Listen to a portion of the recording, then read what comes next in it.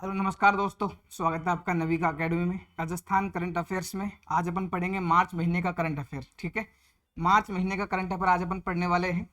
सूरज सार अपन ने पहले पढ़ लिया, लगभग 10 दिन पहले अपन ने सूरज सार पढ़ लिया था और आज अपना ये कवर हो जाएगा मार्च महीने का। छोटी सी वीडियो है क्योंकि अधिकतर चीज़ें अपन ने सूरज में कवर कर ली है। ठीक है, आपके MCQ बैच चल रहा है, MCQ बैच चल रहा है आपके आर्ट एंड कल्चर के लिए, तो आप लोग वहाँ भी जुड़ सकते हैं। ठीक है, फ्री में यूट्यूब पर लाइव क्लासेज होती है 7 बजे। तो आप MCQ बैच 2026, इसका मतलब क्या है, नए प्रश्न जो आ सकते हैं परीक्षाओं में या पैटर्न बदला है तो किस हिसाब से आपके प्रश्न पूछने लगे हैं आजकल आपके जो बोर्ड है, चाहे RSS हो या RPSC हो, तो वो उसके लिए आप जुड़ सकते हैं नविका एकेडमी के साथ में। ठीक है, टेलीग्राम पर फ्री PDF आपको उपलब्ध करवाई जाती है, याद रखना भाई। पहली न्यूज है आपके, कोटा बूंदी ग्रीनफील्ड एयरपोर्ट का शिलान्यास किया गया। कोटा बूंदी ग्रीनफील्ड एयरपोर्ट ये बहुत दिनों से चर्चा में चल रहा है, पहले भी अपन इसको 1-2 बार पढ़ चुके हैं भाई। ठीक है, नरेंद्र मोदी जी द्वारा वर्चुअली संबोधन किया गया जब इसका शिलान्यास किया जा रहा था, तो प्रधानमंत्री नरेंद्र मोदी जी द्वारा इसका शिलान्यास किया गया। शिलान्यास लोकसभा अध्यक्ष ओम बिरला, मुख्यमंत्री भजनलाल शर्मा, केंद्रीय नागरिक उड्डयन मंत्री के राम मोहन नायडू द्वारा किया गया। 3 लोगों के नाम याद रखने हैं, इन्होंने आपके शिलान्यास किया है। कौन कौन है आपके? ओम बिरला है, मुख्यमंत्री भजनलाल शर्मा है, केंद्रीय नागरिक उड्डयन मंत्री के राम मोहन नायडू है। के राम मोहन नायडू, ये याद रखना है भाई। ठीक है, लागत की बात करें 1507 करोड़ रुपए इसमें लागत आई है। किसमें? कोटा बूंदी ग्रीनफील्ड एयरपोर्ट जो है आपके, इसमें आपके 1507 करोड़ रुपए की लागत है, याद रखना है। 440 हेक्टेयर से भी अधिक भूमि में ये बन रहा है, 440 हेक्टेयर से भी अधिक भूमि में ये बन रहा है। इसकी जो वार्षिक क्षमता है टर्मिनल की कितनी है? 20 लाख यात्री, 20 लाख यात्री वार्षिक इसकी क्षमता है। और जो आपके इसका नियमित संचालन होने की संभावना है वो बताई जा रही है 2027 तक इसका नियमित संचालन हो जाएगा, ये याद रखना है। A321 क्या है आपके? 321 श्रेणी के बड़े विमानों के लिए 3200 मीटर लंबे रनवे का निर्माण किया जा रहा है। यहाँ पर आपको याद रखना है कि कोटा बूंदी ग्रीनफील्ड एयरपोर्ट जो है आपके, यहाँ पर A321 इस कैटेगरी के, इस श्रेणी के विमान उतरेंगे, है ना, याद रखना है। वार्षिक यात्री वहन क्षमता कितनी है? 20 लाख, ये याद रखना है। 20 लाख आपके वार्षिक यात्री वहन क्षमता है, इस बात को याद रखना भाई। ठीक है, आएगा परीक्षा में प्रश्न आपके, नियमित संचालन कब से हो जाएगा? 2027 से। 2027 से कोटा बूंदी ग्रीनफील्ड एयरपोर्ट का आपके नियमित संचालन हो जाएगा। ये इसका लागत याद रखना भैया ना, लागत पूछ सकते हैं 1507 करोड़ रुपए, ये लागत याद रखना, बाकी तो इसमें पूछने वाला कुछ नहीं है। ठीक है, आगे है आपका Rajasthan agriculture carbon credit pilot project. ये बहुत चर्चा में चल रहा है और हो सकता है आपके परीक्षा में पूछ लिया जाए, खासकर आपके भूगोल वाला जो सेक्शन है लैब असिस्टेंट में आपके।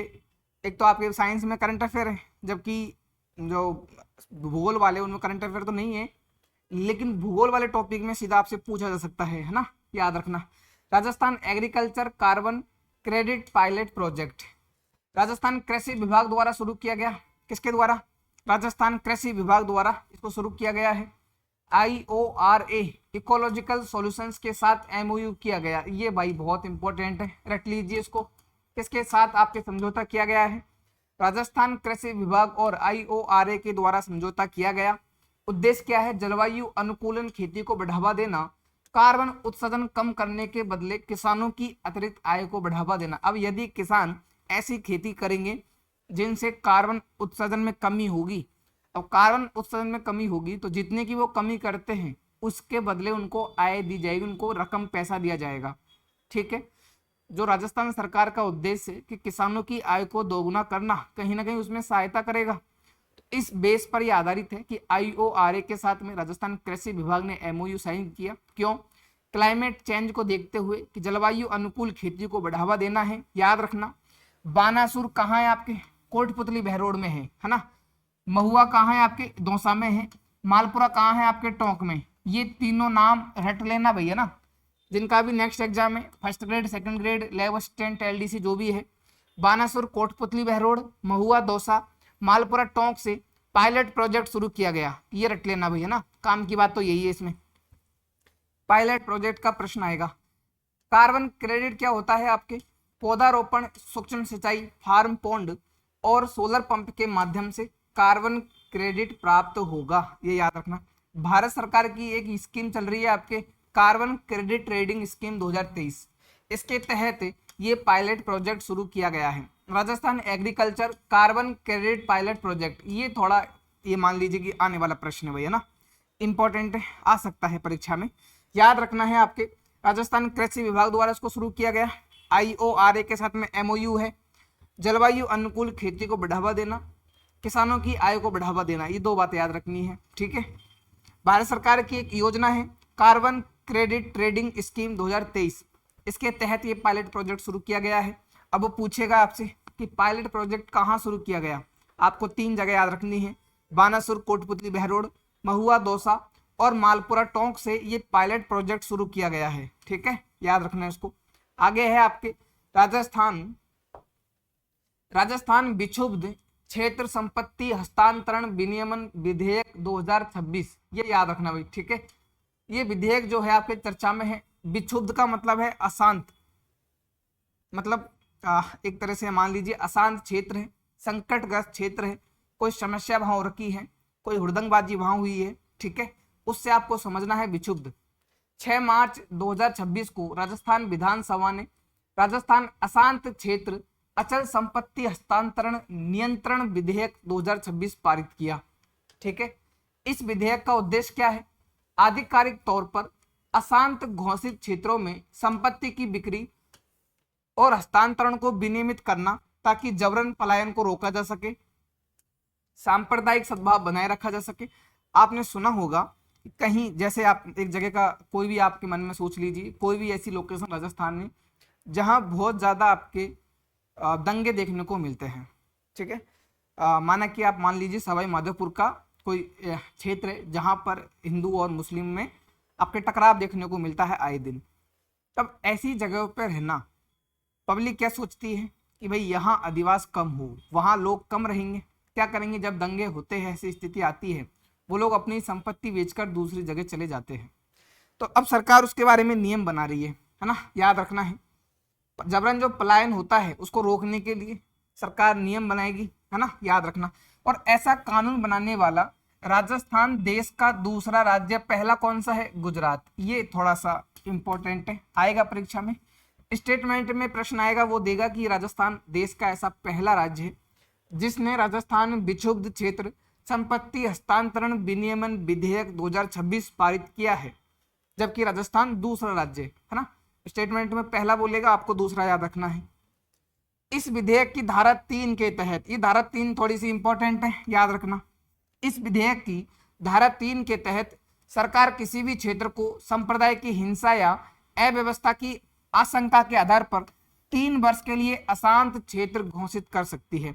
अब सरकार तय करेगी कि वहाँ जो समुदाय रहता है, निवास करता है, उनके मध्य जो संघर्ष चल रहा है उसकी वजह से, जैसे आपके मणिपुर है, अच्छा एग्जाम्पल आप देख सकते हो, जैसे मणिपुर में आप समझ सकते हो, हालांकि राजस्थान में नहीं आता, पर जस्ट एक एग्जाम्पल, वहाँ आपको देखने को मिलेगा कि हमेशा ही वो अशांत क्षेत्र रहता है, हमेशा ही वहाँ इस तरह के दंगे आपको देखने को मिलते रहते हैं, ठीक है। तो ये चीजें हैं कि वहाँ, अब जैसे राजस्थान में क्या किया, राजस्थान में कहा कि संप्रदाय की हिंसा या अव्यवस्था की आशंका यदि होती है तो उसको अशांत क्षेत्र घोषित कर दिया जाएगा 3 वर्ष के लिए। कौन सी धारा कहती है, धारा 3। ये धारा 3 रट लीजिए, आपके छोटी मोटी एग्जाम्स में तो नहीं, पर आरपीएससी जो फर्स्ट ग्रेड सेकंड ग्रेड का है, आरएस का है, इस तरह की एग्जाम्स में आपके पूछा जाएगा, ठीक है। अब लेब असिस्टेंट जैसे एग्जाम्स में क्या आएगा, देश का ऐसा कौन सा, राजस्थान पहला राज्य बना है क्या, नहीं, कौन सा बना है, दूसरा राज्य बना है ना, ये एक्ट पारित किया गया, इसके बारे में मोटी मोटी बातें पूछी जाएगी। लेकिन आरपीएससी जो भी परीक्षा लेती है वहां इसमें थोड़ा डीप जाएगी। अशांत क्षेत्र में संपत्ति बेचने के लिए जिला प्रशासन से अनुमति लेनी होगी। अब कोई अशांत क्षेत्र है, कितने वर्ष के लिए, 3 वर्ष के लिए घोषित करेंगे, तो वहां यदि आप संपत्ति बेचते हो तो जिला प्रशासन से आपको अनुमति लेनी होगी कि भाई हम संपत्ति बेचना चाहते हैं, ठीक है। जिला प्रशासन का मतलब डीएम से, जिला कलेक्टर से। अशांत क्षेत्र में संपत्ति बेचने के लिए आवेदन जो किया जाएगा उस पर निर्णय 3 माह के भीतर लिया जाएगा। आवेदन किसको करोगे, जिला कलेक्टर को। उस आवेदन पर 3 महीने में निर्णय लिया जाएगा कि आप संपत्ति बेचोगे या नहीं बेचोगे। नियम उल्लंघन पर, यदि किसी तरह का नियम उल्लंघन किया जाता है तो 3 से 5 वर्ष का कारावास और न्यूनतम 1 लाख रुपए, न्यूनतम 1 लाख रुपए या संपत्ति के मूल्य का 10% तक का जुर्माना आपको देय होगा। अब यदि आपने बिना जिला प्रशासन की अनुमति के वहां की जो आपकी संपत्ति है उसको विक्रय कर दिया, बेच दिया, और आप वहां से दूसरी जगह चले गए, तो ऐसी कंडीशन में आपको 3 से 5 वर्ष का कारावास हो सकता है, न्यूनतम 1 लाख रुपए का आपको आर्थिक दंड देना पड़ सकता है, या जो संपत्ति आपने बेची है उसके मूल्य का लगभग 10%, कितना, 10% जुर्माना आपको देय होगा। उल्लंघन पर अपराध संज्ञेय और गैर जमानती होगा, याद रखना है भाई, ठीक है। क्या बातें थी इसमें, राजस्थान विक्षुब्ध क्षेत्र संपत्ति हस्तांतरण विनियमन विधेयक 2026 थोड़ा सा महत्वपूर्ण है। राजस्थान ऐसा विधेयक लाने वाला दूसरा राज्य बना है। इसमें यह है कि इस अधिनियम की धारा 3 के तहत यदि आप संपत्ति बेचते हो, या फिर माफ करना, इस धारा 3 क्या बोलती है, धारा 3 कहती है कि राजस्थान सरकार किसी क्षेत्र को वहां की समुदाय को देखते हुए या फिर हिंसा की स्थिति को देखते हुए, अव्यवस्था को देखते हुए उस क्षेत्र को 3 वर्ष के लिए आपके क्या घोषित कर सकती है, विक्षुब्ध क्षेत्र या अशांत क्षेत्र घोषित कर सकती है 3 वर्ष के लिए। अब इसमें कुछ बातें बताई कि यदि वहां से कोई समुदाय अपनी जमीन बेचता है, कोई व्यक्ति अपनी जमीन बेचता है, संपत्ति बेचता है, उसे जिला कलेक्टर से परमिशन लेनी होगी। जिला कलेक्टर कितने दिन में निर्णय लेगा आपके, जिला कलेक्टर 3 माह के भीतर आपके निर्णय लेगा, 3 महीने के भीतर निर्णय लेगा। नियम उल्लंघन आप नहीं कर सकते, यदि नियम उल्लंघन करते हो तो आपको न्यूनतम 1 लाख रुपए का जुर्माना, 3 से 5 वर्ष का कारावास और जो संपत्ति बेची है उसके मूल्य का 10% तक जुर्माना आपको देय होगा, ठीक है, ये याद रखना है। एक और विधेयक है आपका जो चर्चा में रहा था, क्या है आपके, राजस्थान दुकान और वाणिज्यिक अधिष्ठान संशोधन विधेयक 2026। क्या है आपके, राजस्थान दुकान और वाणिज्यिक अधिष्ठान संशोधन विधेयक 2026। प्रमुख प्रावधान और संशोधन क्या है इसके, ये याद रखना भैया ना, राजस्थान दुकान और वाणिज्यिक अधिष्ठान। नेक्स्ट जो एग्जाम है वहां यहाँ से प्रश्न देखने को मिलेगा। कार्य अवधि में बदलाव किया गया, विश्राम अंतराल को बढ़ा दिया गया, बाल श्रम और आयु सीमा में परिवर्तन किया गया, रात्रि कार्य नियम बना दिए गए। 4-5 पॉइंट है इसमें, 4 पॉइंट आपको याद रखना है। कार्य अवधि में बदलाव, हालांकि पहले भी इसको पढ़ चुके हैं, सुजस में भी अपन ने पढ़ा है इसको, जिसने क्लास देखी होगी उसे समझ में आ चुका होगा। कार्य अवधि में बदलाव किया गया। वाणिज्यिक प्रतिष्ठानों में जो दैनिक कार्य अवधि है, पहले क्या हुआ करती थी भाई, आप कहते हो ना स्टूडेंट की हमें तो प्राइवेट जॉब करनी है, तो प्राइवेट जॉब बांटो, ध्यान से सुनना। पहले आप 9 घंटे जॉब करते थे, मजदूरी करते थे, अब वो कार्य अवधि बढ़ा दी गई है, अब आपको 10 घंटे काम करना पड़ेगा उसी पैसे में। 9 घंटे को बढ़ाकर कितना कर दिया गया है, 10 घंटे। ये याद रखना, जो वाणिज्यिक संस्थान होते हैं उसमें आप काम करते हैं तो काम के घंटे, कार्य अवधि बढ़ा दी गई है। पहले 9 घंटे हुआ करती थी, बढ़ाकर 10 घंटे कर दिया गया है, याद रखना। साप्ताहिक कार्य अवधि की बात करें तो अभी भी 48 घंटे ही रखी गई है। साप्ताहिक कार्य कितना है आपके, 48 घंटे। विश्राम अंतराल की बात करें तो क्या था पहले आपके कि आधा घंटे का रेस्ट मिलेगा आपको। लंच कितने समय का होगा आपके, लंच होगा आपके 30 मिनट का, और इस 30 मिनट के लंच से पहले ये प्रावधान था कि लगभग 5 आवर्स आप काम कर लो। अब ये कह दिया गया कि आप 6 घंटे काम करोगे, उसके बाद में 30 मिनट का लंच होगा।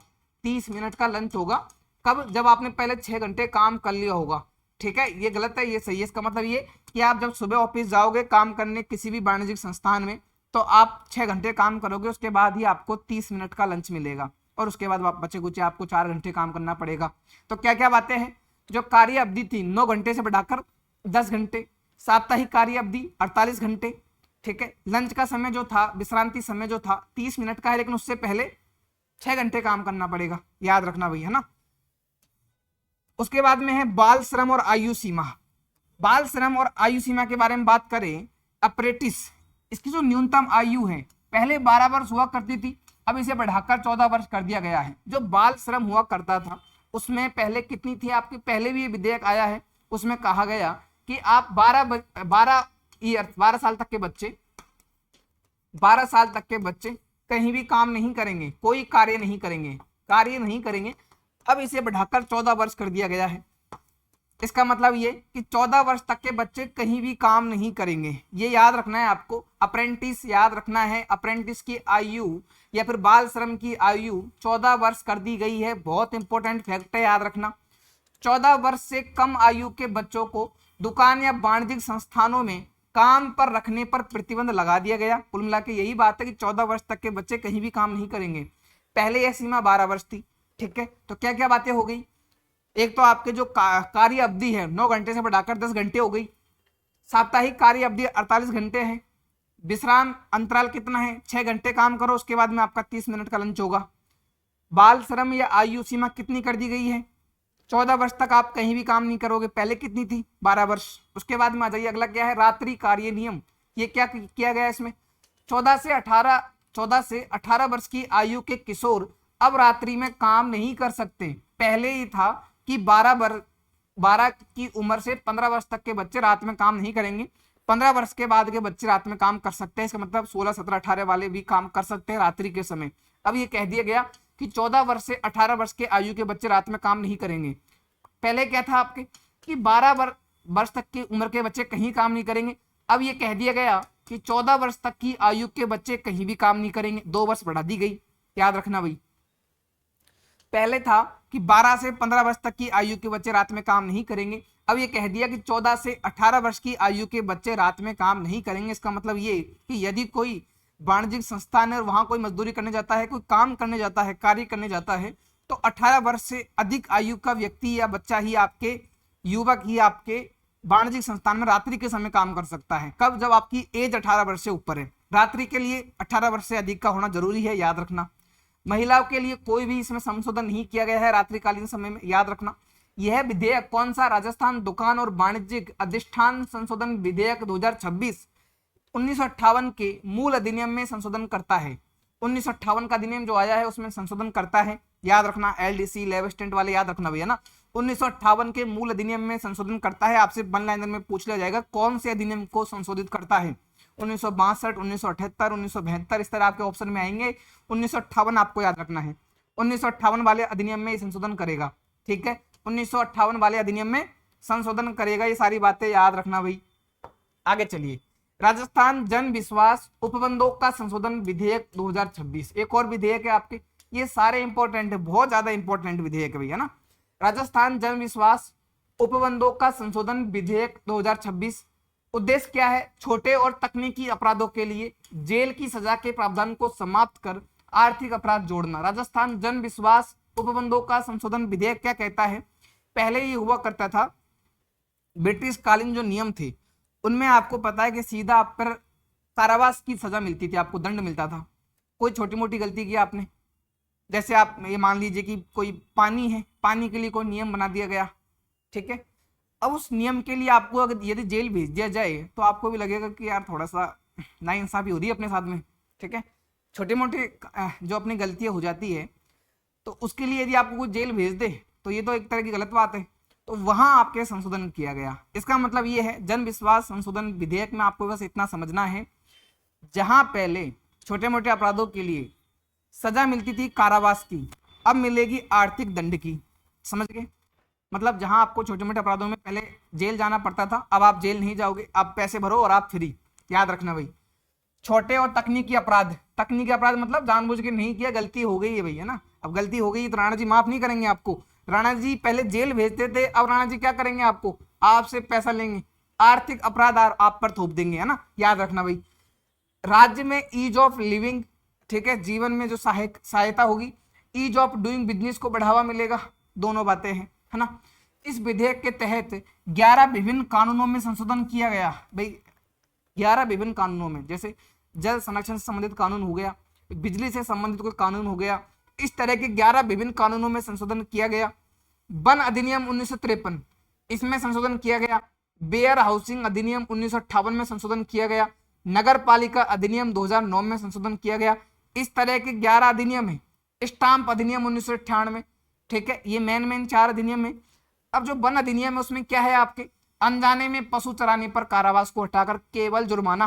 पहले क्या होता था, कोई जमीन है, वहां आपको पता नहीं है कि भाई पशु चारण के अंतर्गत आती है या प्रतिबंधित है, ठीक है। जैसे अभ्यारण्य के आसपास की जमीन आपको पता है ना कि वन कितने प्रकार के होते हैं, रक्षित, संरक्षित और अवर्गीकृत।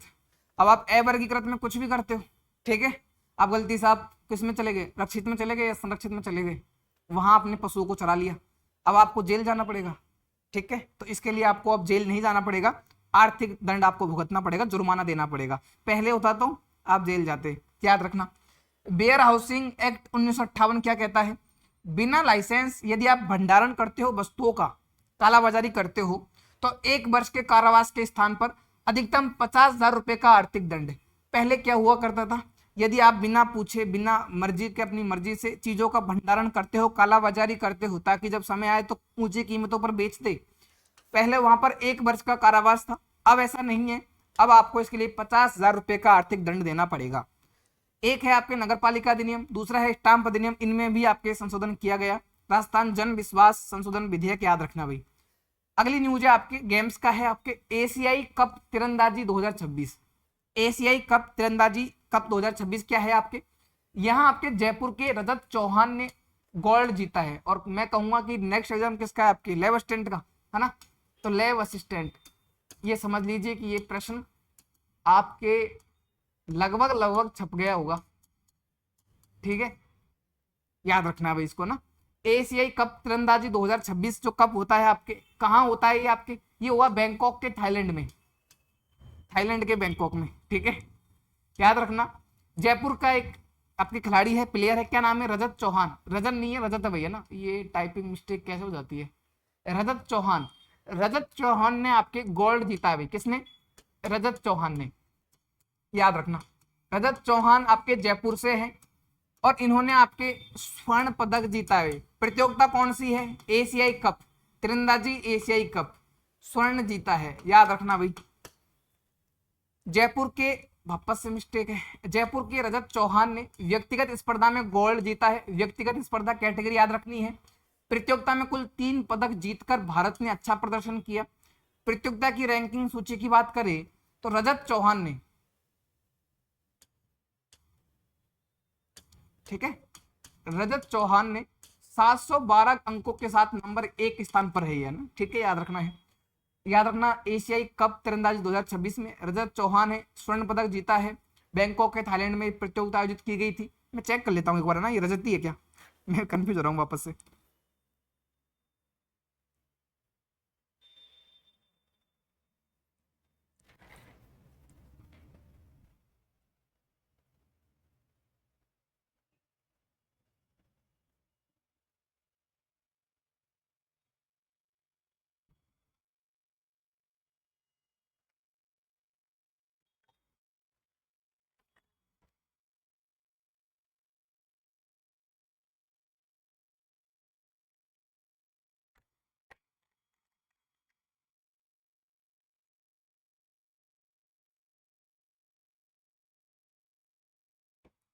ठीक है, ये रजत चौहान है आपके, याद रखना, रजत चौहान ही है।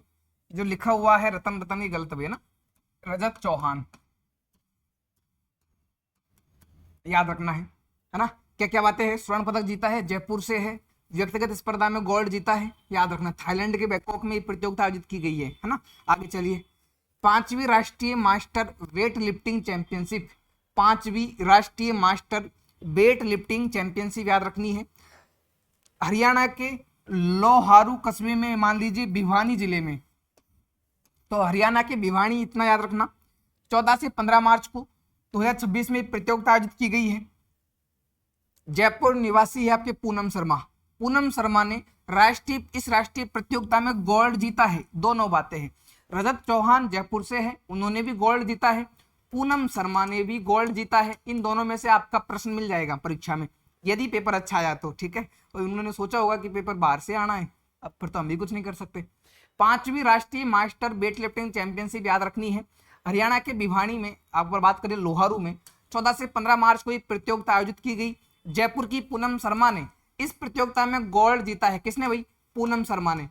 पूनम शर्मा ने कौन सा पदक जीता है? गोल्ड जीता है, और ये भी आपके जयपुर से है, याद रखना भाई, ठीक है। वेट लिफ्टिंग चैंपियनशिप है। इनकी कैटेगरी की बात करें तो 57 केजी भार वर्ग में कुल 56 किलोग्राम वजन उठाकर महिला वर्ग में प्रथम स्थान प्राप्त किया। 57 किलोग्राम का जो कैटेगरी थी उसमें इन्होंने 56 किलो वजन उठा लिया, 1 किलो कम, याद रखना है। 57 कैटेगरी में 56 उठाया भैया ना, और इन्होंने गोल्ड जीता है, प्रथम स्थान प्राप्त किया है महिला कैटेगरी में। इन्होंने स्टेट मास्टर चैंपियनशिप 2026 में भी गोल्ड मेडल जीता है। कौन सी प्रतियोगिता? State master championship 2026, state master championship 2026 में भी इन्होंने गोल्ड जीता है, ये भी याद रखना। स्टेट मास्टर चैंपियनशिप को क्या नाम है आपके, पूनम शर्मा, रट लेना भाई इसको। उसके बाद में है Akhil Bharatiya police volleyball, Akhil Bharatiya police volleyball प्रतियोगिता, अखिल भारतीय पुलिस वॉलीबॉल प्रतियोगिता याद रखनी है। 23 से 27 फरवरी 2026 को केरल में ये आयोजित की गई है भाई। कब की बात है ये, आपके केरल में आयोजित की गई है, ठीक है, केरल में ये प्रतियोगिता आयोजित की गई है, इस बात को याद रखना भाई, केरल में ये प्रतियोगिता आयोजित की गई है, ठीक है। 23 से 27 फरवरी को राजस्थान पुलिस की ऐतिहासिक जीत, इसमें राजस्थान पुलिस जो महिला टीम है आपके, इन्होंने जीत हासिल की है, पहली बार महिला टीम चैंपियन बनी है, राजस्थान की महिला टीम पहली बार इस प्रतियोगिता में चैंपियन बनी है, और एक अलग अपने आप में अलग बात है, इसलिए परीक्षा में आ सकता है। इन्होंने सीआरपीएफ को 3-2 से हराकर स्वर्ण पदक जीता है। पूजा बिश्नोई का नाम याद रखना, ये बेस्ट प्लेयर रही है आपके इस प्रतियोगिता की। Akhil Bharatiya police volleyball championship या प्रतियोगिता जो है आपके, ये कहाँ आयोजित की गई थी, ये आपके केरला में आयोजित की गई है, याद रखना है। इसमें राजस्थान की पुलिस टीम, राजस्थान महिला पुलिस टीम विजेता रही, राजस्थान महिला पुलिस टीम ने क्या जीता है आपके, गोल्ड जीता है, इस बात को याद रखना। एक नाम याद रखना है प्लेयर का, पूजा बिश्नोई, ये बेस्ट प्लेयर रही है आपके प्रतियोगिता की, ठीक है। सीआरपीएफ को हराया है, किसको हराया है, सीआरपीएफ को हराया है। ये 4-5 बातें याद रखना। केरल में प्रतियोगिता, राजस्थान महिला पुलिस टीम विजेता, गोल्ड जीता है, पूजा बिश्नोई का नाम याद रखना है, सीआरपीएफ को हराया है। आगे आ जाइए, सौर ऊर्जा विस्तार रामनवमी 2026। अब रामनवमी क्यों है, क्योंकि रामनवमी के दिन सौर ऊर्जा में विस्तार के लिए सरकार ने इसकी घोषणा की है, याद रखना। 27 मार्च 2026 को 12 नए सौर प्लांट लगाने की सरकार ने घोषणा की है। कितने, 12 नए सौर प्लांट। कुल क्षमता कितनी होगी, 23.60 मेगावाट। कुल क्षमता कितनी है, 23.7 मेगावाट। जयपुर, अजमेर, जोधपुर आदि जिलों में चलेगी, कोई बात नहीं। किसानों को दिन में बिजली, 2000 प्लस किसानों को लाभ, कोई बातें याद नहीं रखनी है, बस इतना याद रखना है कि 12 संयंत्र लगेंगे और कितनी मेगावाट के लगेंगे, 23.60 मेगावाट के, ये याद रखना भाई, 23.60 मेगावाट के सौर ऊर्जा संयंत्र लगेंगे। उसके बाद में महिला बीकन लीडर अवार्ड, ये याद रखना, थोड़ा सा इंपॉर्टेंट पुरस्कार है आपके। महिला बीकन लीडर अवार्ड कुसुम सिंह को मिला भाई, सरपंच है आपके कुसुम सिंह को याद रखना। राष्ट्रीय स्तर पर यह अवार्ड मिला। नई दिल्ली में समारोह आयोजित हो रहा था आपके सशक्त पंचायत नेतृत्व अभियान के तहत कुसुम सिंह को, ठीक है, कौन सा अभियान है आपके, कुसुम सिंह को सशक्त पंचायत नेतृत्व अभियान के तहत आपके पुरस्कृत किया गया महिला सशक्तिकरण में योगदान के लिए। कुसुम सिंह महिला बीकन लीडर अवार्ड, महिला बीकन लीडर अवार्ड कुसुम सिंह, याद रखना है, रटना है इसको। आगे है आपके सुंदर कांति जोशी अवार्ड 2025-26, सुंदर कांति जोशी अवार्ड 2025-26 याद रखना है, महिला क्रिकेटरों को दिया जाता है सुंदर कांति जोशी अवार्ड। मुझे याद है एक परीक्षा में पूछा गया था, इसका संबंध किस खेल से है, संबंध किस खेल से है भैया ना, ये प्रश्न भी परीक्षा में आ चुका है। किस खेल से, आपके क्रिकेट से है, महिला क्रिकेटरों को ये पुरस्कार प्रदान किया जाता है। सीनियर वर्ग की बात करें तो डिम्पल कंबर को 21,000 रुपए की राशि आपको इसमें प्रदान की जाती है। जूनियर वर्ग में है तनिष्का शर्मा, जूनियर वर्ग में क्या है आपके, कौन है, तनिष्का शर्मा। डिम्पल कंबर है पहले में आपके सीनियर वर्ग में, डिम्पल कंबर, ये इंपॉर्टेंट पुरस्कार है, बहुत बार पूछा गया है परीक्षाओं में, रट लेना इसको। सीनियर वर्ग में डिम्पल कंबर को पुरस्कार प्रदान किया गया, जूनियर वर्ग में तनिष्का शर्मा को पुरस्कार प्रदान किया गया, सब जूनियर वर्ग में रौनक यादव को पुरस्कार प्रदान किया गया। सब जूनियर में 11,000 रुपए की राशि प्रदान की जाती है, जूनियर वर्ग में 15,000 रुपए की राशि प्रदान की जाती है, सीनियर वर्ग में 21,000 रुपए की राशि प्रदान की जाती है। तीनों नाम याद रखना, डिम्पल कंबर, तनिष्का शर्मा, रौनक यादव। अगले आगे चलिए, नेशनल पैरा तलवारबाजी चैंपियनशिप 2026, नेशनल पैरा तलवारबाजी चैंपियनशिप 2026 याद रखनी है। एसएमएस स्टेडियम जयपुर में इसका आयोजन किया गया, 24 से 27 मार्च को आयोजित की गई। पहली बार राजस्थान ने इसकी मेजबानी की है। 17 राज्यों के लगभग 150 खिलाड़ियों ने इसमें भाग लिया। 18 इवेंट्स इस प्रतियोगिता में हुए हैं। बाकी किसने क्या जीता वो अपन आगे देख लेंगे, ठीक है। याद रखना भाई सारी बातें, क्या क्या बातें हैं। नेशनल पैरा तलवारबाजी चैंपियनशिप पहली बार राजस्थान में आयोजित की गई है, एसएमएस स्टेडियम जयपुर में आयोजित की गई है, ठीक है। 17 राज्यों के 150 खिलाड़ियों ने इसमें भाग लिया है। 18 इवेंट्स इस प्रतियोगिता में हुए थे। आगे है एक अभियान है, महत्वपूर्ण अभियान है, पढ़ाई विद एआई, पढ़ाई विद एआई पहल। कौन से जिले में शुरू की है? टोंक जिले में पायलट प्रोजेक्ट के तौर पर इसको शुरू किया गया है। अब याद रखना, लेव स्टैंड की परीक्षा आ सकता है आपके, लेकिन फर्स्ट ग्रेड की और सेकंड ग्रेड की परीक्षा कोई दे रहा है तो ये पढ़ाई विद एआई अभियान को अपने साथ में जोड़ लेना भैया ना, छपेगा परीक्षा में, क्योंकि आपकी स्कूली जो भर्तियां होती है वहां इस तरह के आपके प्रश्न देखने को मिलते हैं। ठीक है, पढ़ाई विद एआई पहल याद रखना, टोंक जिले से पायलट प्रोजेक्ट के तौर पर शुरू की गई है। सरकारी स्कूलों में एआई आधारित शिक्षण व्यवस्था आपको मिलेगी, तकनीकी शिक्षा को बढ़ावा दिया जाएगा, ग्रामीण छात्रों पर विशेष ध्यान दिया जाएगा। विकासकर्ता कौन है? एनआईसी। एनआईसी याद रखना भाई, विकासकर्ता एनआईसी है। उद्देश्य क्या है इसका? व्यक्तिगत शिक्षण। कक्षा 10 आरबीएससी के लिए हिंदी व अंग्रेजी माध्यम में उपलब्ध है। क्या क्या बातें हैं वापस देख लीजिए। पढ़ाई विद एआई अभियान कौन सी क्लास के लिए है? 10वीं क्लास के लिए, आरबीएससी मोड में, सीबीएसई नहीं है, आरबीएससी मोड में 10वीं क्लास के लिए हिंदी व अंग्रेजी माध्यम में एनआईसी द्वारा क्या शुरू किया गया है? आपके एक पायलट प्रोजेक्ट शुरू किया गया है, पढ़ाई विद एआई अभियान, टोंक से शुरू किया गया है सरकारी स्कूलों में एआई आधारित शिक्षण व्यवस्था को बढ़ाने के लिए। माही के टापुओं का विकास। माही कहाँ है? आपके बांसवाड़ा में माही नदी है, उस पर जो टापू बने हुए हैं टापुओं का शहर बोलते हैं। ऐसे बोला जाता है कि 100 से भी अधिक टापू है माही नदी पर, ऐसे बोला जाता है कि 100 से भी अधिक टापू है। ठीक है, टापुओं का शहर भी बोलते हैं बांसवाड़ा को। क्या बोलते हैं? टापुओं का शहर। टापू है ना, इसको डाकू यापू कुछ और मत समझना। टापुओं का शहर बांसवाड़ा को बोला जाता है।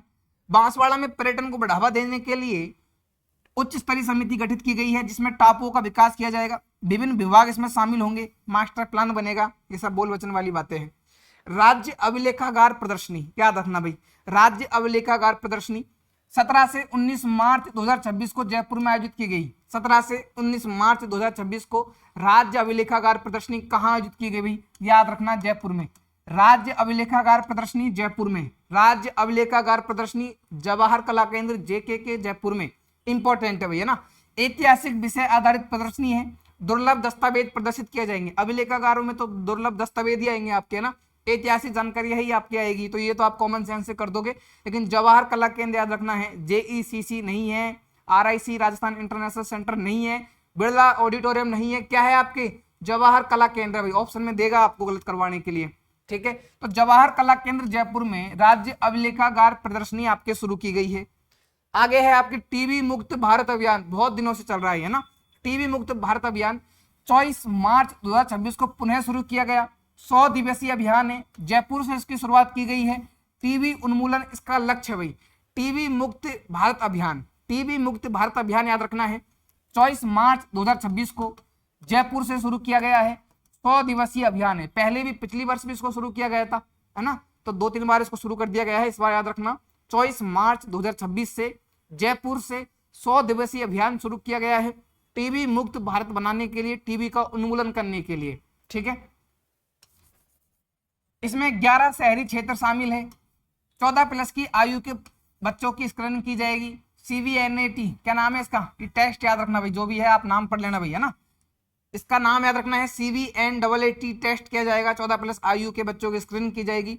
11 शहरों में ये आपके टीबी मुक्त भारत अभियान शुरू किया जाएगा। टीकाकरण उपलब्धि, इसमें बात करें टीकाकरण की, वैसे तो लगता नहीं है परीक्षा में आएगा, ठीक है, लेकिन एक बार देख लीजिए जो टीकाकरण दिया जाता है टीबी के लिए, टीबी के लिए जो टीकाकरण की रेट है आपके 24-25 तक कितनी हो चुकी है? लगभग 91%, लगभग 92, माफ करना, 91.8%, ये याद रखना। 91.8% 2024-25 तक आपके टीकाकरण हो चुका है टीबी के लिए। 91.8% टीकाकरण, लगभग आप कितने याद रख सकते हो? लगभग 92% टीकाकरण हो चुका है आपके, है ना, याद रखना। ये बहुत इंपॉर्टेंट फैक्ट है और एक यही फैक्ट आपको याद रखना भी, 92% टीकाकरण याद रखना है। राष्ट्रीय औसत से हम बेहतर है टीकाकरण के मामले में, हम राष्ट्रीय स्तर से बेहतर, राष्ट्रीय जो औसत है उससे बेहतर है भैया ना। आरपीएससी इस तरह का प्रश्न आपके पूछेगी, याद रखना, राष्ट्रीय स्तर से बेहतर है। 2023-24 में 88.2% की हमारी वृद्धि हुई है भैया ना। आगे है राष्ट्रीय सुरक्षा दिवस 2026, सुरक्षा दिवस 2026 4 मार्च 2026 को आया राष्ट्रीय सुरक्षा दिवस 2026। HCM रीपा क्या है आपके? हरिश्चंद्र माथुर आयोग, कौन सा? Rajasthan institute of public administration, जिसमें आपके RS वालों को ट्रेनिंग होती है, HCM रीपा जयपुर में राष्ट्रीय सुरक्षा दिवस मनाया गया। थीम क्या थी? सुरक्षा जागरूकता। इसमें मुख्य अतिथि रहे थे आपके प्रेमचंद बैरवा जो कि राजस्थान के उप मुख्यमंत्री है। अब बात करें रोजगार मेले की, तो रोजगार मेला जयपुर में आयोजित किया गया। थीम क्या थी? National career service. 2 अप्रैल को आयोजित किया गया। नई राजस्व इकाइयों की बात करें, पुनर्गठन समिति, नई राजस्व इकाइयों के पुनर्गठन के लिए एक समिति आपके बनाई गई जिसके अध्यक्ष कौन है? ललित के पंवार, याद रखना भी है ना, ललित के पंवार। नई राजस्व इकाइयों के पुनर्गठन के लिए एक समिति बनाई गई है जिसके अध्यक्ष कौन है? ललित के पंवार, याद रखना, ललित के पंवार याद रखना। नई राजस्व इकाइयों के पुनर्गठन की समिति बनाई गई है, उसके अध्यक्ष है भाई। आगे चलिए, आगे है आपके परिंदा बचाओ अभियान। अब गर्मी आ गई तो पक्षियों को पानी दीजिए, इस तरह का अभियान चलाया गया है, परिंदा बचाओ अभियान। ठीक है, जयपुर से शुरू किया गया है। विज्ञान महोत्सव याद रखना है, MNIT जयपुर में 26 से 28 फरवरी को, पहले पढ़ लिया अपन ने फरवरी वाले में ना, MNIT जयपुर में, याद रखना। राज्य सखी मेला 2026, राज्य सखी मेला 2026 टोंक में आयोजित किया गया। अरे भाई टोंक में नहीं है, राजस्थान के बहुत सारे जिलों में है, टोंक, जोधपुर, राजसमंद, काफी जिलों में है ना, टोंक, जोधपुर, पाली, राजसमंद, काफी जिलों में इसको शुरू किया गया है, हनुमानगढ़। ठीक है, याद रखना। महिला सेल्फ हेल्प ग्रुप के उत्पादों को बढ़ावा देने के लिए, ग्रामीण आजीविका में सुधार करने के लिए 16 से 22 मार्च को राज्य सखी मेला 2026। जयपुर रत्नम प्रदर्शनी, जयपुर रत्नम प्रदर्शनी RIC Jaipur, Rajasthan international centre Jaipur में आयोजित की गई है 15 से 16 मार्च को। वन डिस्ट्रिक्ट वन प्रोडक्ट कार्यक्रम से जुड़ी हुई है। 80 स्टॉल, छोटी छोटी दुकानें होती है वो लगाई गई है इसमें। आगे है आपके उपभोक्ता सम्मेलन 2026, उपभोक्ता सम्मेलन 2026 याद रखना है, 15 मार्च 2026 को जयपुर में मनाया गया। सुरक्षित उपभोक्ता इसकी थीम भाई, सुरक्षित उपभोक्ता, और उपभोक्ताओं की जागरूकता पर इसमें जोर दिया गया, याद रखना है आपको। उपभोक्ता सम्मेलन 2026, उपभोक्ता सम्मेलन 2026 याद रखना है। 15 मार्च 2026 को जयपुर में शुरू किया गया, इसका आयोजन किया गया, राज्य स्तरीय कार्यक्रम जयपुर में आयोजित किया गया। सुरक्षित उपभोक्ता इसकी थीम है भाई। अपराजिता हाट मेला 2026, अपराजिता हाट मेला 2026 याद रखना है ना, सिरोही में अपराजिता हाट मेला 2026। ये मान लीजिए कि परीक्षा में ये प्रश्न जो है ना आपके, ये छपने वाला प्रश्न है, 15-20 स्टार लगा लीजिए, 2-4 से काम नहीं चलेगा। अपराजिता हाट मेला 2026 कहाँ? सिरोही में। अपराजिता हाट मेला सिरोही में। महिला समूह के उत्पादों की बिक्री के लिए 40 सेल्फ हेल्प ग्रुप की सहायता से, है ना, क्या होता है ये आपके स्वयं सहायता समूह होते हैं ना, सेल्फ हेल्प ग्रुप्स। जौहर श्रद्धांजलि समारोह, अरे जौहर मेला कहाँ लगता है? अपना आर्ट एंड कल्चर में देखा है अभी, जौहर मेला कहाँ लगता है? चित्तौड़गढ़ में भरता है, मीरा महोत्सव चित्तौड़गढ़ में। जौहर श्रद्धांजलि समारोह आपके चित्तौड़गढ़ में आयोजित किया गया 15 मार्च को, और मुख्य अतिथि कौन है आपके? योगी आदित्यनाथ, उत्तर प्रदेश CM, वीरांगनाओं को श्रद्धांजलि देने के लिए। आगे है AIOS कॉन्फ्रेंस 2026 जयपुर में है, 8000 प्रतिभागियों ने भाग लिया। आंखों की चिकित्सा के नवाचार से संबंधित है। AIOS किससे संबंधित है? आपके नेत्र चिकित्सा से। ठीक है, याद रखना भाई, जयपुर में आयोजित किया गया समारोह। आर्यन यादव याद रखना भाई, है ना, नारायण बारेहट, ये दोनों नाम याद रखने हैं, बारोट माफ करना। आर्यन यादव, कुरुक्षेत्र यूनिवर्सिटी गेम्स जो हुए आपके 1 से 8 मार्च को, उसमें इन्होंने भाग लिया और गोल्ड जीता है भाई। राजस्थान के आर्यन यादव ने 75 किलोग्राम वर्ग में गोल्ड जीता है। राजस्थान के आर्यन यादव ने 75 किलोग्राम वर्ग में आपके गोल्ड जीता है, याद रखना। कुरुक्षेत्र यूनिवर्सिटी में ये प्रतियोगिता आयोजित की गई थी।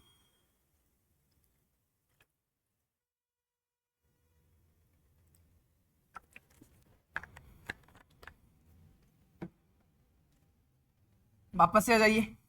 आर्यन यादव 75 किलोग्राम भार वर्ग में इन्होंने भाग लिया, ठीक है, और गोल्ड जीता है भाई, है ना। आर्यन यादव ने गोल्ड जीता है, कुरुक्षेत्र यूनिवर्सिटी में ये गेम हुआ था आपके।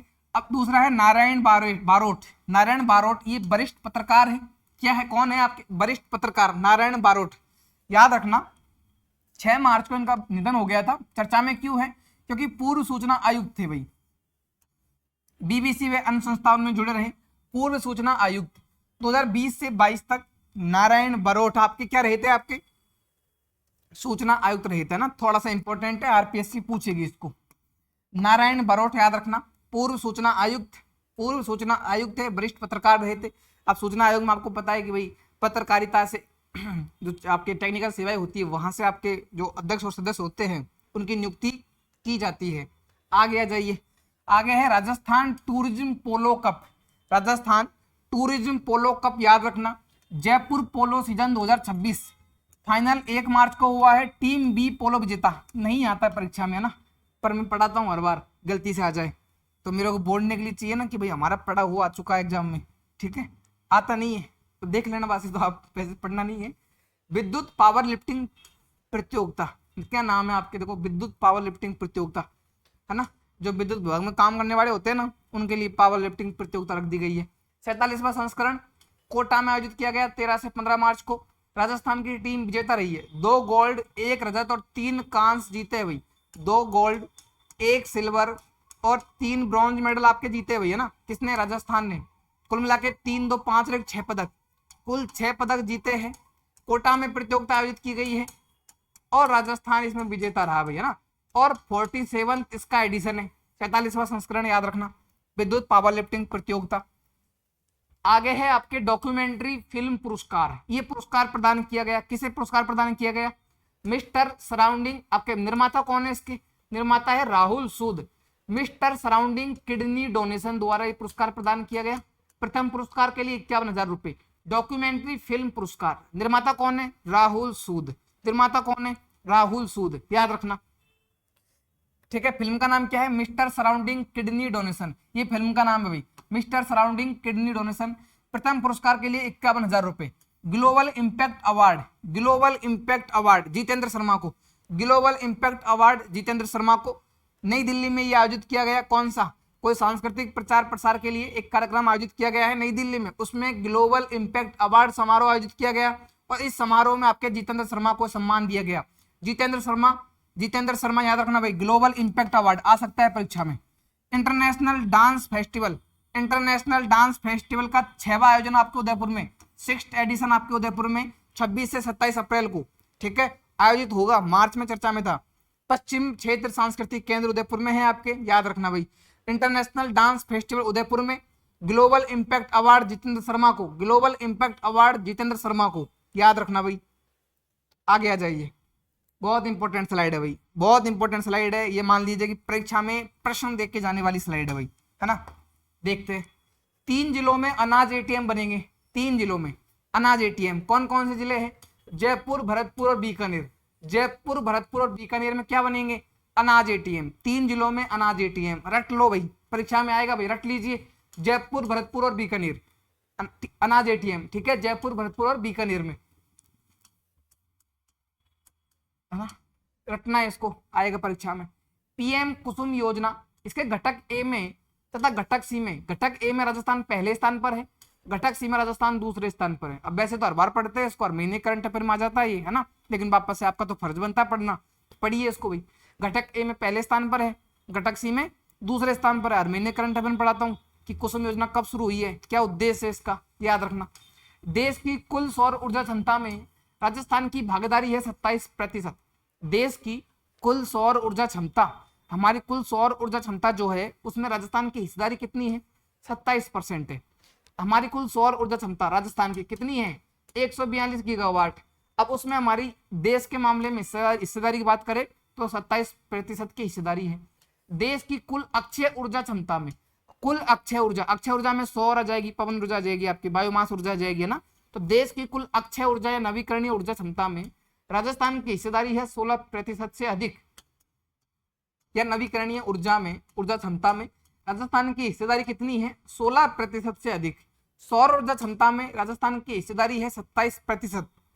सहकारी क्षेत्र में राज्य की पहली बाइक ऑन रेंट सेवा शुरू की गई है उदयपुर में, याद रखना।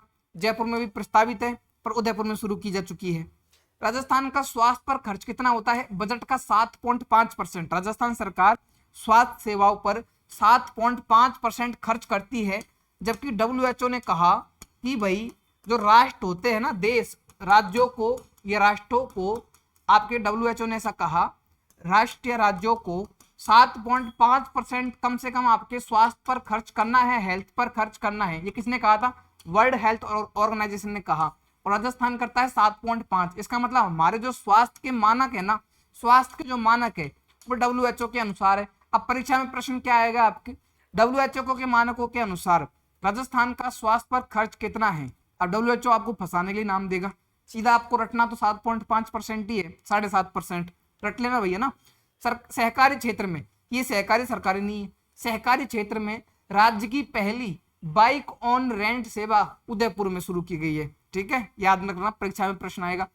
देश की कुल अक्षय ऊर्जा में 16% की हिस्सेदारी है, सौर ऊर्जा में 27% की हिस्सेदारी है। कुसुम योजना के घटक ए में पहले स्थान पर है, घटक सी में दूसरे स्थान पर है। अनाज ATM जयपुर, भरतपुर, बीकानेर। माँ योजना, मुख्यमंत्री आयुष्मान आरोग्य योजना, पुरानी योजना है, अपन क्यों चर्चा में पढ़ रहे, अभी चर्चा में रही थी भाई। 1 मई 2021 को ये शुरू की गई, क्या, माँ योजना। राजस्थान के लगभग 88% परिवार इस योजना के तहत लाभान्वित होते हैं, 88% परिवार लाभान्वित होते हैं। इंटर स्टेट पोर्टेबिलिटी लागू, ये जो योजना है माँ योजना, इसमें इंटर स्टेट पोर्टेबिलिटी लागू की गई है। इसका मतलब ये, आप देश में कहीं भी रहो, जो आपके रजिस्टर्ड चिकित्सा संस्थान है वहां आप इस योजना का लाभ उठा सकते हैं भाई। ठीक है, माँ योजना में 2179 पैकेज शामिल है। पहले पैकेज लगभग 1700-1800 से बढ़ा के कितने कर दिए गए हैं, 2179 पैकेज कर दिए गए, इसलिए अपन यहाँ पे पढ़ रहे भैया ना। योजना में 1945 अस्पताल सूचीबद्ध है, याद रखना 1945 अस्पताल माँ योजना में सूचीबद्ध है, इस बात को याद रखना। अब देख लीजिए, माँ योजना जो है मुख्यमंत्री आयुष्मान आरोग्य योजना, इसमें NFSA और SECC के पात्र लाभार्थी शामिल होते हैं। अब आप बोलोगे यार ये NFSA क्या होता है? नेशनल फूड सिक्योरिटी एक्ट कौन सा है आपके? नेशनल फूड सिक्योरिटी एक्ट जो है आपके, national food security act, security है नहीं, नेशनल फूड सिक्योरिटी एक्ट, एक तो ये हो गया। दूसरा है SECC।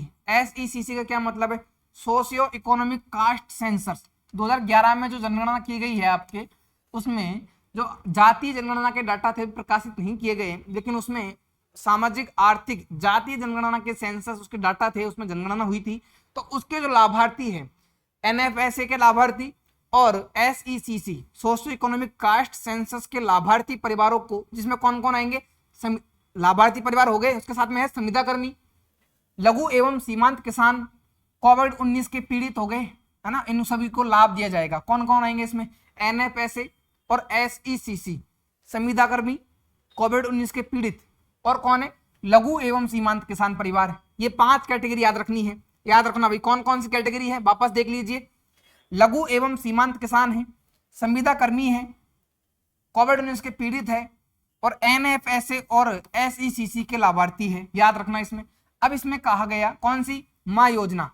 माँ योजना मुख्यमंत्री आयुष्मान आरोग्य योजना, जो कि 2021 में शुरू की गई है।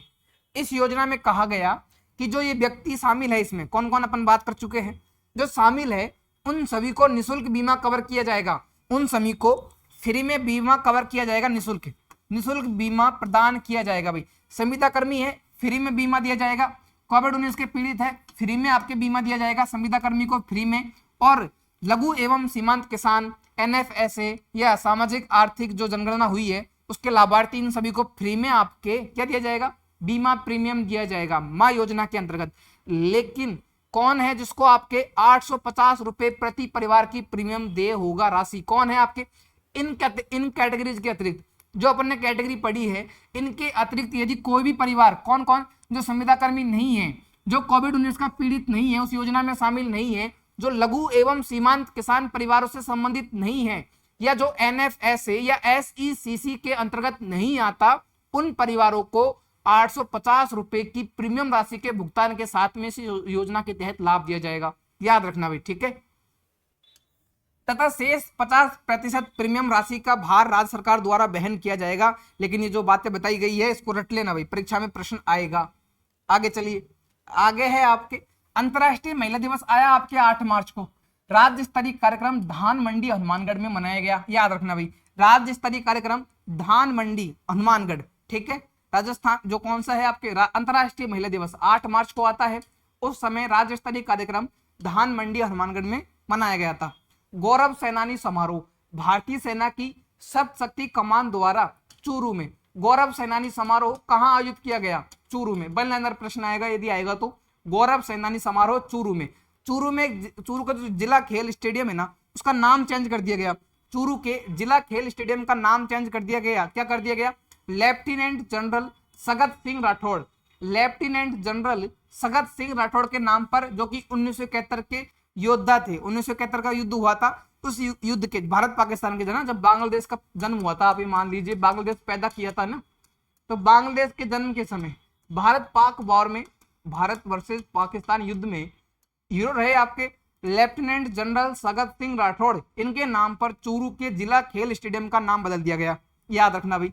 मेजर शैतान सिंह कौशल विकास एवं प्रशिक्षण केंद्र जोधपुर में खुलेगा। वॉर म्यूजियम झुंझुनू में बनेगा। वॉर म्यूजियम कहाँ बनेगा? झुंझुनू में। वॉर म्यूजियम झुंझुनू में, हालांकि बजट में पढ़ चुके हैं लेकिन महीने में चर्चा में था इसलिए पढ़ना जरूरी है। मेजर शैतान सिंह कौशल विकास एवं प्रशिक्षण केंद्र जोधपुर में, इंपॉर्टेंट है, रट लीजिए इसको। आगे आ जाइए। राजस्थान आयुर्वेद योग और प्राकृतिक चिकित्सा विश्वविद्यालय अजमेर विधेयक आया गया है और अजमेर में इसकी स्थापना होगी, बस इतनी सी बात है ना, कोई खास बात नहीं है। प्लास्टिक कचरा मुक्त अभियान, इसको याद रखना भाई, प्लास्टिक कचरा मुक्त अभियान को याद रखना, इसका परीक्षा में प्रश्न आता है आपके, प्लास्टिक कचरा मुक्त अभियान, ठीक है।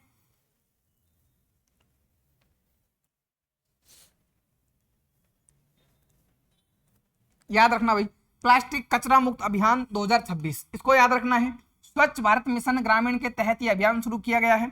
16 फरवरी से 28 फरवरी तक, 16 फरवरी से 28 फरवरी तक राज्य में लगभग 39,000 किलोग्राम प्लास्टिक का कचरा इकट्ठा किया गया है। थोड़ा सा याद रखना, आ जाए परीक्षा में, डेट पूछ ले। उसके बाद में है, मैंने बताया आपको, जो कल्चर की क्लास चल रही थी वहां भी बताया कि राजस्थान दिवस, क्या बताया था आपको? आपको बताया कि पहले ये हुआ करता था कि आपकी सारी बात किसके बारे में है? राजस्थान दिवस के बारे में। राजस्थान दिवस आप पढ़ते आ रहे हो 30 मार्च, 30 मार्च को राजस्थान दिवस मनाया जाता है। क्यों मनाया जाता है?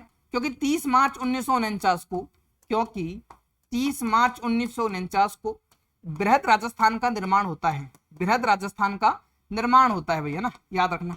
बृहद राजस्थान बनता है 30 मार्च 1949 को, और इसीलिए 30 मार्च से आप राजस्थान दिवस मनाते हो। लेकिन उस 30 मार्च के दिन एक और बात थी, क्या?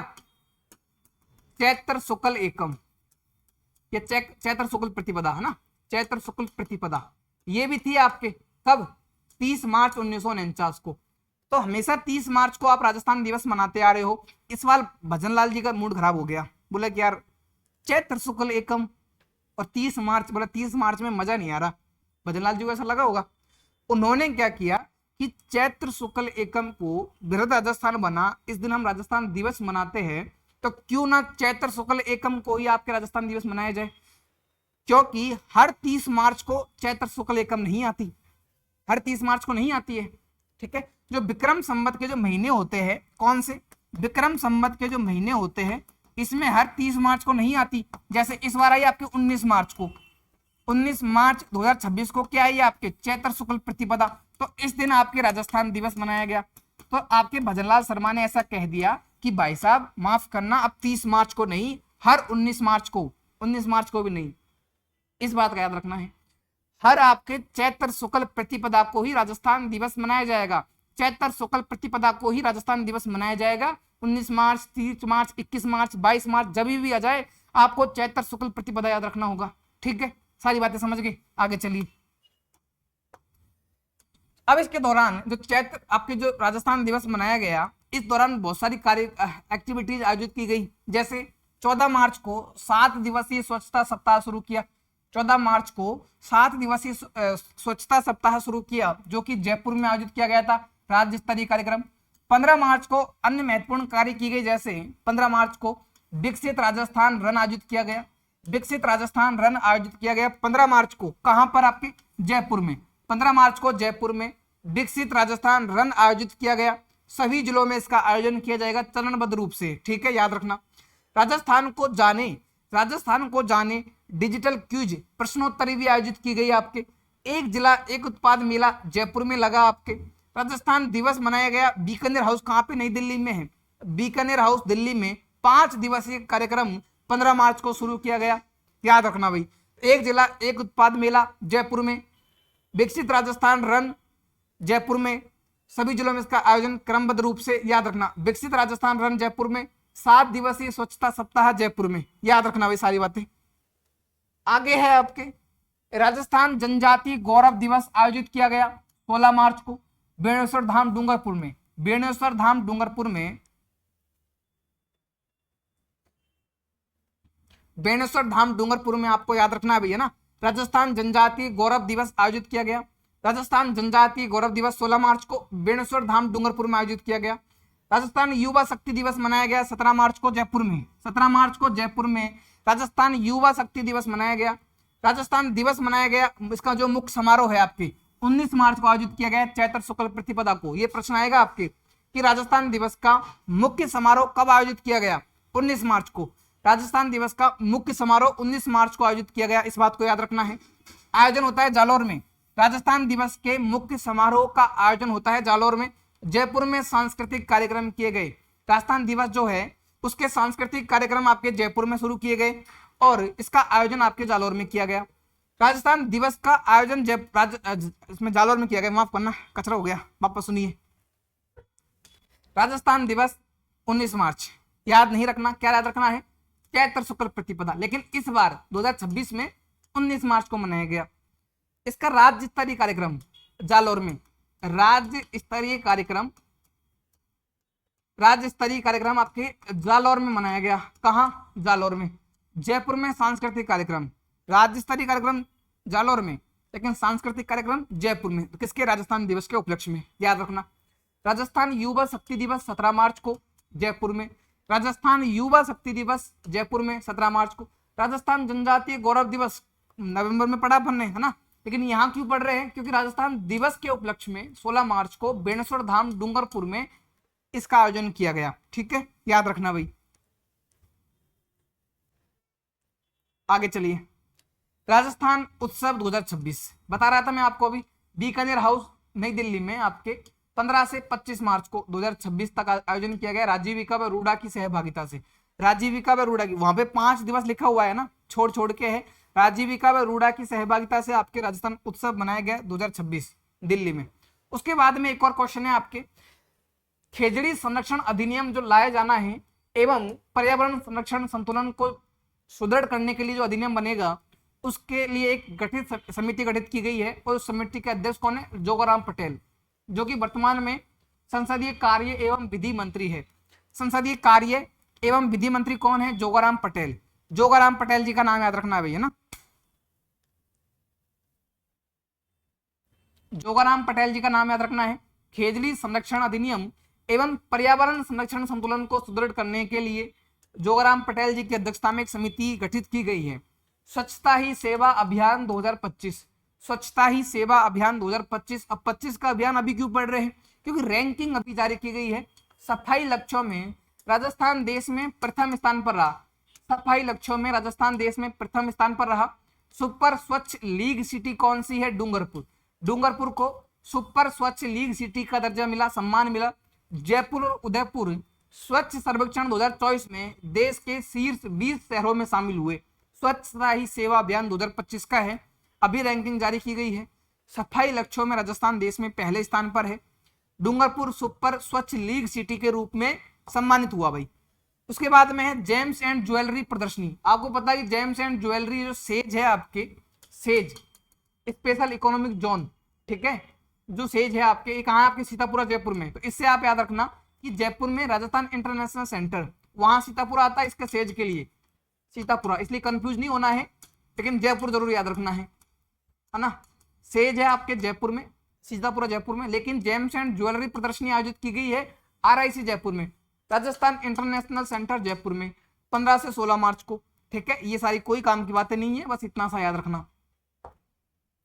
उसके बाद में है टपूकड़ा संयंत्र भिवाड़ी, ये थोड़ा सा याद रखना है, महत्वपूर्ण भी है और मैं कहूंगा कि परीक्षा में छप भी सकता है।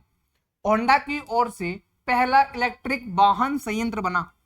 होंडा कंपनी जो है मोटर ऑटोमोबाइल्स की, इसकी तरफ से पहला इलेक्ट्रिक वाहन संयंत्र, इलेक्ट्रिक जो व्हीकल्स है उसके लिए एक संयंत्र बनाया गया। कहां पर? टपूकड़ा भिवाड़ी, टपूकड़ा भिवाड़ी में। होंडा का पहला EV मॉडल क्या नाम है? होंडा ओ अल्फा, होंडा ओ अल्फा मुख्यमंत्री जी द्वारा इसका अनावरण किया गया। होंडा ओ अल्फा का अनावरण किसने किया है? राजस्थान के मुख्यमंत्री भजनलाल शर्मा जी द्वारा किया गया। होंडा का पहला ईवी मॉडल है। नाम पूछे होंडा ओ अल्फा क्या है, आप बता दीजिएगा कि भाई टपुकड़ा में हाल ही में इसके लिए एक आपके इलेक्ट्रिक वाहन संयंत्र लगा है भाई, है ना। देश का पहला अंतरराष्ट्रीय स्तर का इंस्टीट्यूट ऑफ डर्मेटोलॉजी, खाज खुजलियों के लिए, आपके स्किन रोग विशेषज्ञों के लिए, आपके ये डर्मेटोलॉजी के लिए संस्थान बना है आपके एसएमएस जयपुर में, स्टेडियम याद आता है आपके ना। सड़क भवन है सवाई मानसिंह अस्पताल, एसएमएस अस्पताल जयपुर में अंतरराष्ट्रीय स्तर का देश का पहला डर्मेटोलॉजी संस्थान चालू हो गया है, काम करना शुरू कर दिया है। और लंदन के बाद में ये विश्व का दूसरा ऐसा एडवांस एवं उत्कृष्ट संस्थान है जो डर्मेटोलॉजी के क्षेत्र में उच्च स्तरीय चिकित्सा सुविधाएं उपलब्ध करवाएगा। देश का पहला अंतरराष्ट्रीय स्तर का इंस्टीट्यूट ऑफ डर्मेटोलॉजी, बहुत इंपॉर्टेंट है, 15-20 स्टार लगा लीजिए, इस पर भी छपेगा परीक्षा में। राजस्थान स्टेट गैस लिमिटेड को राष्ट्रीय स्तर का डायमंड अवार्ड मिला है। राजस्थान स्टेट गैस लिमिटेड को राष्ट्रीय स्तर का डायमंड अवार्ड मिला है। स्मार्ट गैस वितरण के क्षेत्र में सीएनजी मदर स्टेशन पर आईओटी इंटरनेट आधारित जो सेवाएं होती है उसके तकनीकी उपयोग और नवाचार को बढ़ाने के लिए ये शुरू की गई है, आपको याद रखना है। इंडिया स्मार्ट ग्रिड फोरम द्वारा नई दिल्ली में ये पुरस्कार प्रदान किया गया। किसने दिया है? इंडिया स्मार्ट ग्रिड फोरम ने। इंडिया स्मार्ट ग्रिड फोरम द्वारा ये पुरस्कार दिया गया है किसको? राजस्थान स्टेट गैस लिमिटेड को। राजस्थान स्टेट गैस लिमिटेड को इंडिया स्मार्ट ग्रिड फोरम द्वारा नई दिल्ली में पुरस्कार दिया गया है। प्राप्तकर्ता कौन है? राजस्थान स्टेट गैस लिमिटेड के उप महाप्रबंधक कौन है? श्री विवेक श्रीवास्तव और श्री सीपी चौधरी जी द्वारा ये पुरस्कार लिया है। आपके राष्ट्रीय स्तर का डायमंड अवार्ड मिला है। राजस्थान स्टेट गैस लिमिटेड को राष्ट्रीय स्तर का डायमंड अवार्ड मिला है, रट लेना भैया ना। आगे आ जाइए। मुख्यमंत्री विकसित ग्राम शहरी बाढ़ अभियान, मुख्यमंत्री विकसित ग्राम शहरी बाढ़ अभियान, क्या नाम आ रहा है? ग्राम शहरी, ठीक है। बजट 2026-27 में इसकी घोषणा की गई थी। 19 मार्च से 15 मई तक संचालित है। मैं कहूंगा कि इसकी डेट याद रख लीजिए, 19 मार्च से 15 मई। एसआई की एग्जाम हुई थी, वहां एक अभियान की डेट पूछी गई थी। कौन सा अभियान? पोषण अभियान की डेट एसआई में पूछ ली गई। अधीनस्थ बोर्ड ने भी एक पेपर लिया, वहां भी कोई अभियान था, उसकी डेट पूछिए। 19 मार्च से 15 मई तक, लंबी डेट है, याद रखना, महत्वपूर्ण अभियान है। मुख्यमंत्री विकसित ग्राम शहरी अभियान 19 मार्च से 15 मई, 19 मार्च से 15 मई तक चलेगा। 20 मार्च को ग्राम पंचायतों में पहली ग्राम सभा और शहरी वार्डों में पहली बाढ़ सभा आयोजित की गई। मुख्यमंत्री विकसित ग्राम और शहरी बाढ़ अभियान के तहत बाढ़ सभाएं आयोजित की गई है 20 मार्च को पहली बार। इसमें क्या है? उनके विकास का ढांचा तैयार किया जाएगा, ठीक है। राजस्थान के सभी ग्राम पंचायत और शहरी वार्डों के स्थानीय आकांक्षाओं के अनुभव विकास का आधारित क्या है? के आधार पर, आकांक्षाओं के आधार पर विकास का रोड मैप तैयार करना। इसका मतलब ये भाई आपके वार्ड में, आपके शहरी वार्ड में क्या क्या आपको आवश्यकताएं लगती है। आपको लगता है कि यहाँ पर एक पार्क होना चाहिए, आपको ये लगता है कि आपके वार्ड में पानी की टंकी होनी चाहिए, आपको ये लगता है आपके वार्ड में नालियां ठीक नहीं है, तो वहां क्या क्या आधारभूत ढांचा आपका कमजोर है जो कि स्थानीय आकांक्षा है, डेली चीज से संबंधित है, डेली रूटीन से संबंधित है।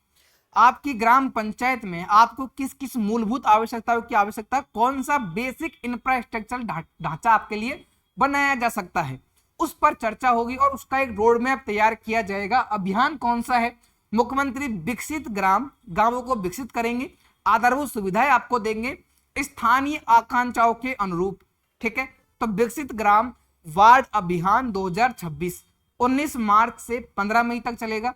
इसमें यह है कि आपकी जो स्थानीय व्यक्तियों की जो आकांक्षा है, जो उनके आधार पर एक रोड मैप तैयार किया जाएगा, ठीक है, याद रखना इसको। इसका चरणबद्ध विकास, ये जो अभियान है इसके तहत मैंने बताया कि आपके रोड मैप तैयार किया जाएगा, ढांचा तैयार किया जाएगा। इसमें अल्पकालीन लक्ष्य है आपके 2030 तक। अब यदि कोई पार्क बनाना है, ठीक है, कोई आपने रोड में बनाया कि भाई हमें आपकी सड़क की आवश्यकता है, ग्राम पंचायत में सड़क बनेगी, तो तुरंत तो काम होंगे नहीं। वो लोग बोल रहे हैं, सरकार ने बोला कि इसके लिए लक्ष्य 3 चरणों में हम प्राप्त करेंगे, चरणबद्ध रूप से लक्ष्य प्राप्त करेंगे। अल्पकालीन लक्ष्य है 2030 तक, 2030 तक अल्पकालीन लक्ष्य है, 2035 तक मध्यकालीन लक्ष्य है और 2047 तक दीर्घकालीन लक्ष्य है ना। ऐसा कुछ नहीं होता, आपको बेवकूफ बनाने के तरीके हैं। ये जो लक्ष्य होते हैं ना 2047 तक, अरे किसने देखा है? आपके पास में फंड है, लोग है, अभी आप नहीं कर सकते तो आप कभी नहीं कर सकते, ठीक है। लेकिन अपन को पढ़ना है क्योंकि परीक्षा पास करनी है, नो मैच फाउंड नहीं आना चाहिए, अपना तो उद्देश्य यही है। बाकी सरकार है ये 2047 विकसित राजस्थान बनेगा, ऐसा कुछ नहीं होना, ठीक है। 2-4 चीजों को छोड़ के हम पहले स्थान पर आते हैं, बाकी तो हम पिछड़े हुए राज्यों में शामिल, राजस्थान वाले। सरकार है कि आपके पत्रिकाओं में, समाचार पत्रों में, सोशल मीडिया ऊपर हमेशा की राजस्थान को विकसित बनाना है, विकसित बनाना है। अरे कब बनाओगे, कब बनाओगे विकसित राजस्थान को? ये सब आपको बेवकूफ बनाने के तरीके हैं। स्टूडेंट पढ़ते हैं तो स्टूडेंट को ये चीज जहन में आनी चाहिए कि भाई राजस्थान 2047 तक दीर्घकालिक लक्ष्यों को प्राप्त करेगा। तो ऐसा कुछ नहीं होता, रियलिटी में ग्राउंड पर आप लोग देखते भी होंगे, लेकिन आपको पढ़ना पड़ता भी है ना, याद रखना। चरणबद्ध विकास के लिए 2030 तक अल्पकालीन, 2035 तक मध्यकालीन, 2047 तक दीर्घकालीन लक्ष्य बनाए जाएंगे। कौन सी अभियान है, याद रखना।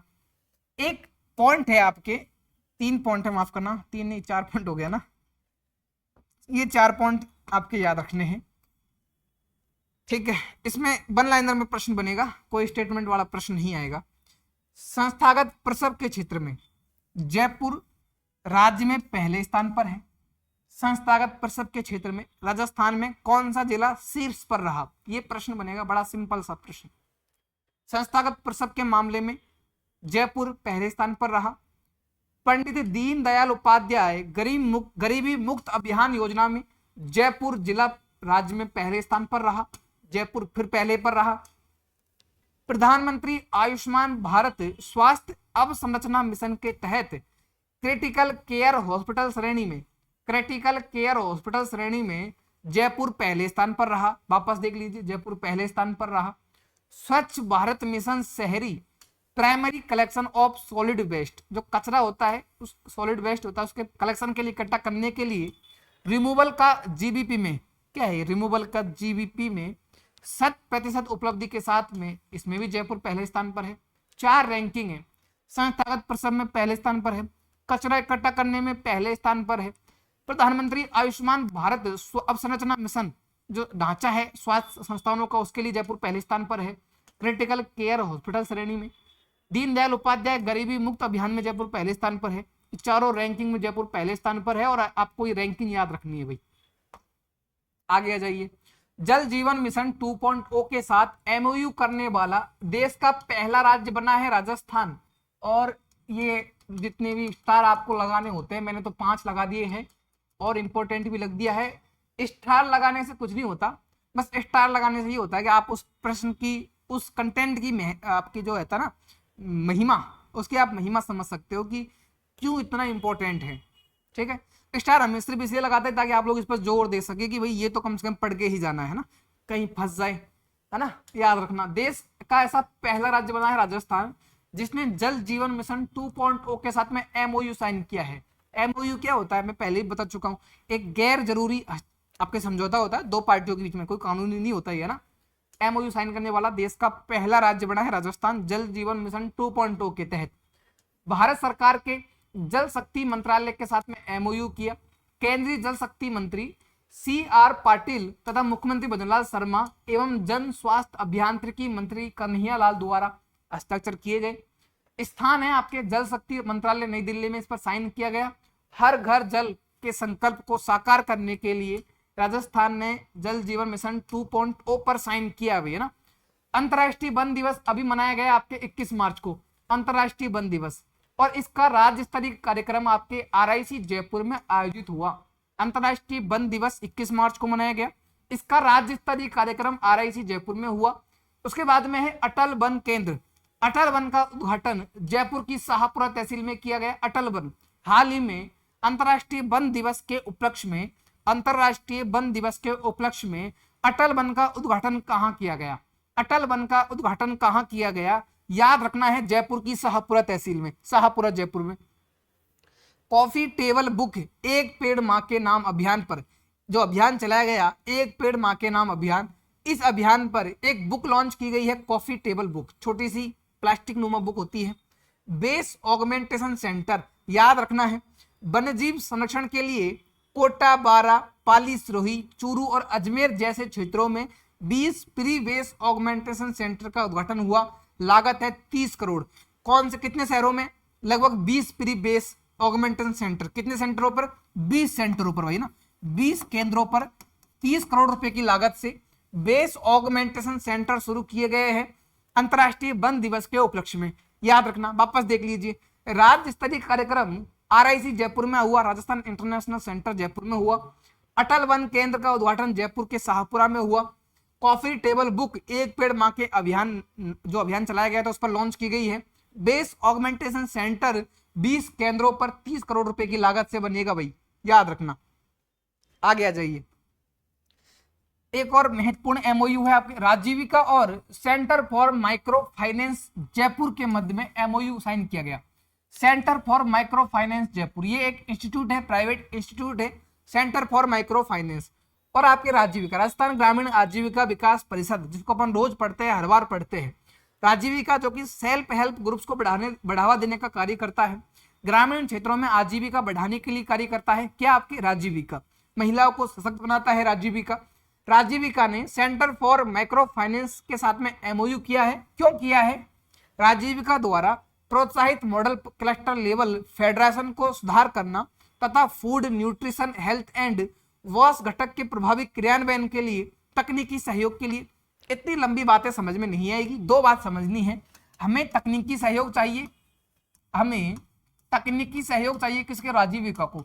राजीविका को तकनीकी सहयोग चाहिए और धन चाहिए, वित्त की आवश्यकता है योजनाओं के सुचारू क्रियान्वयन के लिए।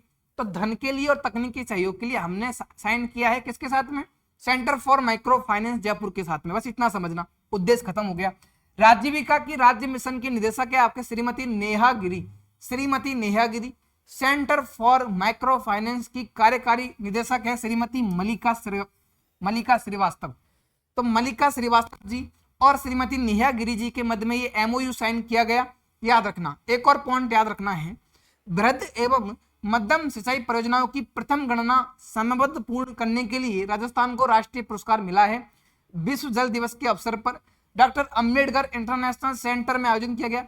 विश्व जल दिवस के अवसर पर डॉक्टर अंबेडकर सेंटर जो है इंटरनेशनल सेंटर है, वहां आपके राजस्थान को सम्मानित किया गया। ये आपके नई दिल्ली में है। दिल्ली के डॉक्टर अंबेडकर इंटरनेशनल सेंटर में राजस्थान को राष्ट्रीय पुरस्कार मिला।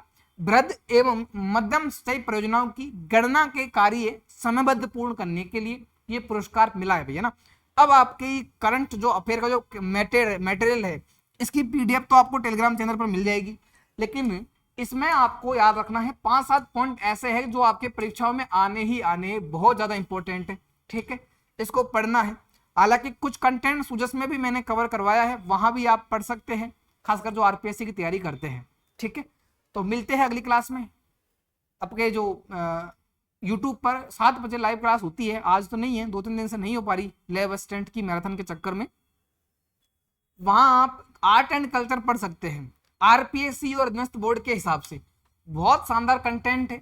10वीं क्लास की पुस्तकों को वहां पर समाहित किया जाता है, संकलित किया जाता है। हिंदी ग्रंथ अकादमी की किताबों का सार अपन वहां पढ़ते हैं।